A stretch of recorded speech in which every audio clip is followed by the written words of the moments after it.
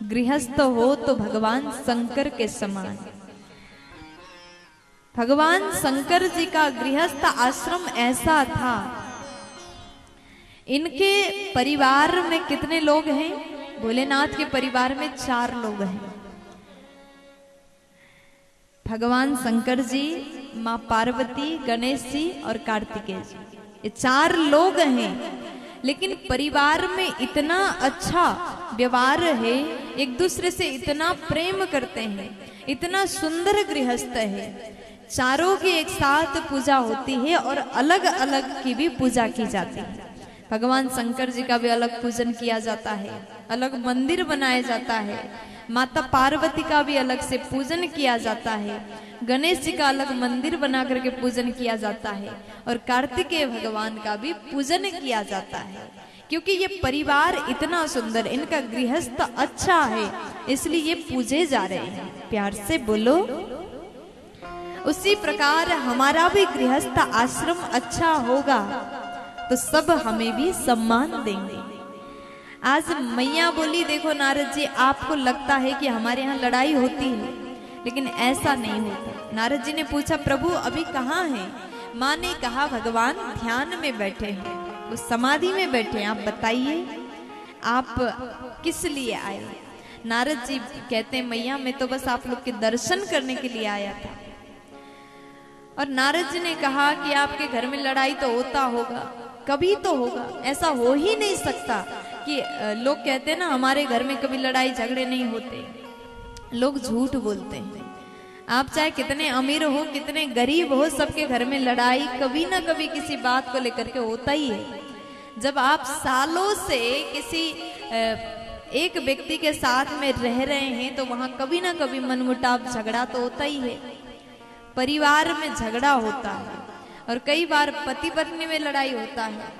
भले ही लोग बाहर जाकर के कहते हैं तो हमारे शादी के 10 साल हो गए, कुछ लोग कहते हैं हमारे शादी के 15 साल, 5 साल हो गया, आज तक लड़ाई नहीं हुआ। कहते ना, आप लोग भी कहते होंगे अपने दोस्तों के साथ में बैठ करके, शादी के 5 वर्ष हो गए लेकिन लड़ाई आज तक नहीं हुआ। ऐसा कौन कहता है? समझदार पति कहता है।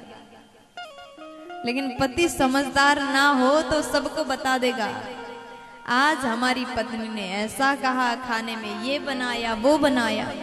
जितना हो सके अपनी पत्नी की बातें बाहर जाकर के ना बताएं।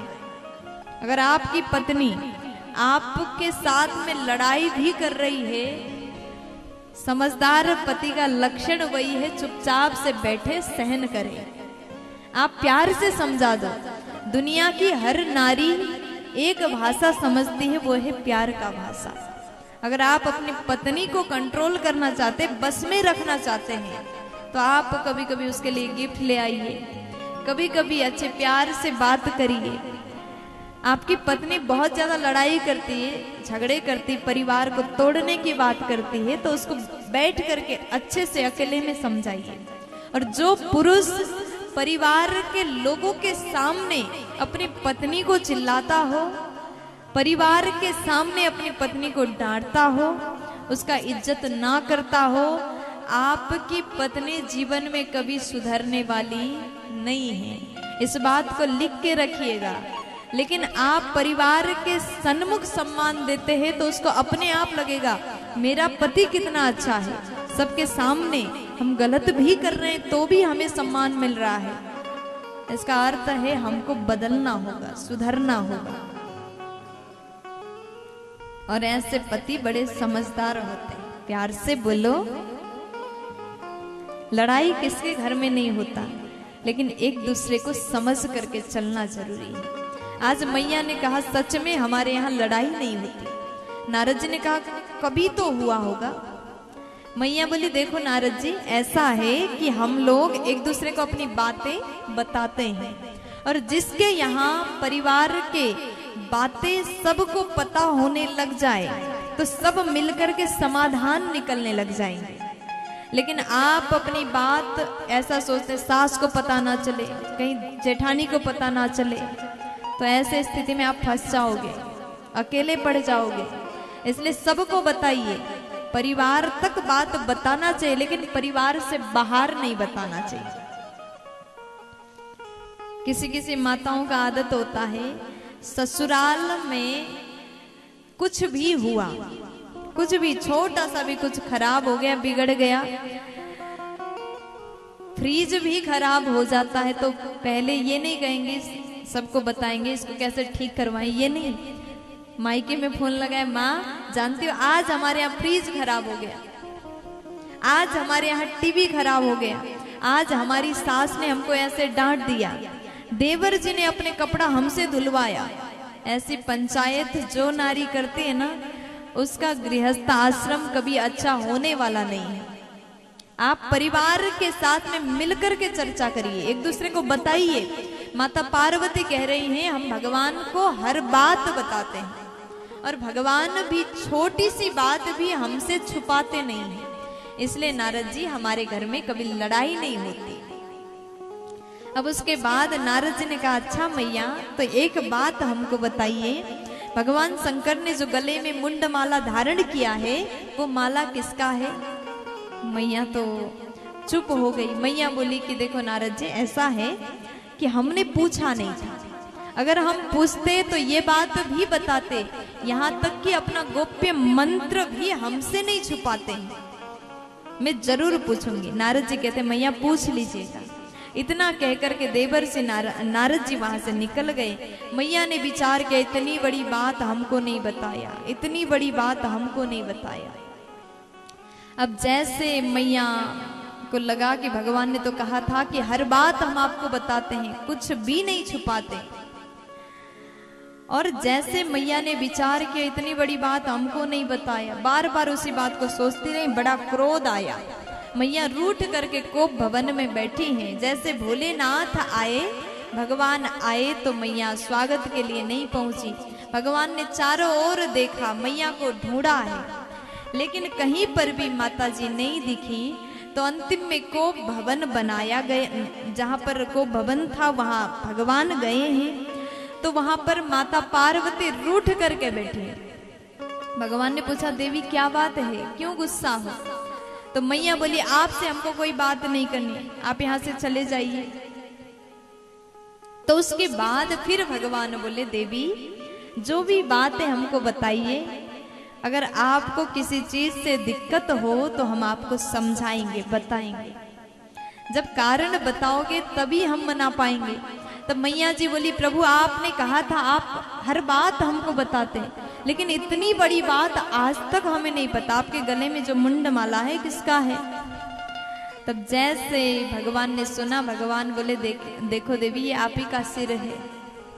मैया बोली, ऐसा कैसे, मैं तो जीवित हूँ। भगवान बोले, देखो देवी जब आपकी मृत्यु होती है तो आपके याद में मैं सिर को धारण करता हूँ।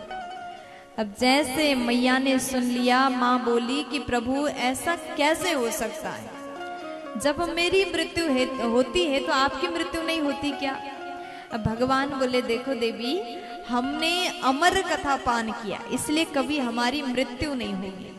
मैया ने जिद किया, प्रभु हमको भी अमर कथा सुना दीजिए, हम भी अमर कथा सुनना चाहते हैं। जैसे माँ ने बहुत जिद किया तो उसके बाद भगवान शंकर माँ भवानी को लेकर के अमरनाथ पहुँचे हैं। वहाँ के जितने भी पशु पक्षी थे सबको माँ ने भगाया, और उसके बाद में वहाँ पर एक छोटा सा अंडा था। मैया ने सोचा कि ये अंडा कैसे कथा सुनेगा, रहने दिया। और उसके बाद में भगवान आसन में बैठे हैं, माँ पार्वती जमीन में नीचे बैठ गई। और उसके बाद में भगवान ने कहा कि देवी हम आपको अमर कथा सुनाने जा रहे हैं, और आप बीच में ओम ओम उच्चारण करना। भगवान कथा प्रारंभ करते हैं, बोलिए भागवत भगवान की। जैसे जयकारा लगाया, भगवान नेत्र बंद करके कथा गा रहे हैं। मैया जी बड़े भाव से कथा को सुन रही हैं। भागवत जी के जय बोलते ही वो अंडा जमीन में गिरा, वो फूट गया, और वहां से एक सुख पक्षी प्रकट हुआ, और पक्षी आकर के आसन के पीछे बैठ करके कथा सुनना प्रारंभ करता है। और मैया बीच बीच में ओम ओम उच्चारण कर रही थी, लेकिन कथा सुनाते गए भगवान, मैया सुनती गई। कथा सुनते सुनते माँ को नींद लगी। देखो जहां पर कथा होती है ना वहां निद्रा देवी पहले से घूमती हैं। यहाँ प्रवेश करके मुझे लोगों को सुलाना, निद्रा देवी यही सोचती रहती है। इसलिए बीच बीच में हम लोग भगवान का नाम लेते हैं। प्यार से बोलो, किसी को नींद ना आ पाए, इसलिए बीच बीच में हम भजन भी गाते हैं। अब जैसे मैया जी सो गई, पक्षी ने विचार किया कि माँ तो सो गई, अब भगवान कथा बंद कर देंगे, इससे अच्छा तो मैं ही ओम ओम उच्चारण करूं। माता पार्वती के आवाज की तरह बिल्कुल सेम कॉपी करके सुख पक्षी ने ओम ओम उच्चारण करना प्रारंभ किया। जैसे पूरी कथा सुनाया, भोलेनाथ ने जयकारा लगाया, बोलिए भागवत भगवान की जय हो। अब जैसे जयकारा लगाए मैया जी जग गई। मैया बोली, प्रभु बताइए आगे क्या हुआ, आगे की कथा सुनाइए। भगवान बोले, कथा तो पूरी हो गई, आपने नहीं सुनी क्या? तब मैया कहती है कि प्रभु हम तो सो गए थे, हम तो आधे ही सुन पाए। तो भगवान बोले, अगर आप सो गई थी तो ओम उच्चारण किसने किया? इतने में पक्षी उड़ करके चला गया। भगवान ने जैसे देखा इस पक्षी ने चोरी से कथा सुना। अब तो त्रिशूल लेकर के भगवान भोलेनाथ पीछे पीछे दौड़ रहे, पक्षी आगे आगे, भगवान पीछे पीछे। अब इतने में व्यास जी की धर्मपत्नी छत पर बैठ करके केस सुखा रही थी और उनको नींद आ गई। जमाई लिया, मुंह खोला तो मुंह के द्वार से पक्षी भीतर प्रवेश कर गया। भगवान क्रोध में त्रिशूल लेकर के खड़े हैं, जब तुम बाहर आओगे तो तुरंत मार देंगे। बड़े क्रोध में खड़े हैं। व्यास जी आए, व्यास जी ने देखा, प्रभु आपने इतने समय बाद दर्शन दिया, वो भी इस रूप में, आप इतने क्रोधित हैं, क्या कारण है? पूरी बात भगवान ने बताया। व्यास जी बोले, प्रभु आपने अभी कहा कि अमर कथा चोरी से सुना है, अगर आप स्वयं उसको मार दोगे तो कथा की महिमा क्या बचेगी?